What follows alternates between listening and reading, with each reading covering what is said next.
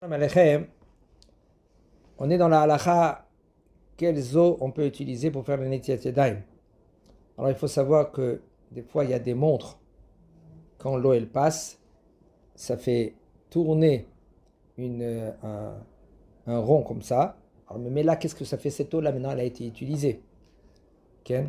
Alors, est-ce qu'on peut utiliser maintenant ces eaux-là pour faire le Netilat Yadayim? Il dit le Rav, il n'y a aucun problème. Mais non, quand quelqu'un, lui, il va se couper les cheveux, le coiffeur, lui, il a des eaux, des fois, il se trempe ses mains. Si c'est sûr qu'il s'est trempé ses mains, alors là, il ne faut pas faire le Netilat Yadayim avec ces eaux-là. Aval, si maintenant tu es dans un doute, tu ne sais pas, si maintenant oui ou non, alors, mais là, tu peux utiliser ces eaux-là. Tu as pris de l'eau et tu as mis dans un keli pour voir si le keli, il a un trou. Et tu as utilisé cette eau-là maintenant.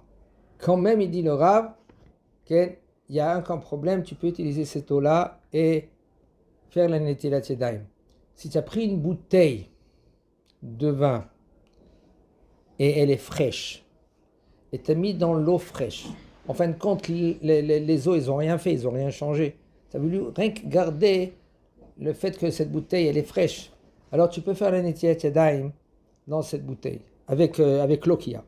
Aval, si maintenant tu as pris de l'eau qui est fraîche et la bouteille, elle est chaude, tu veux maintenant refroidir la bouteille, tu as utilisé ces eaux-là, mais là, avec ces eaux-là, tu ne peux pas faire un Netilat Yadayim.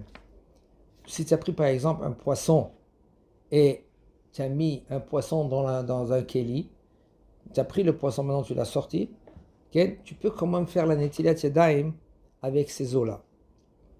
Chazak u'Baruch.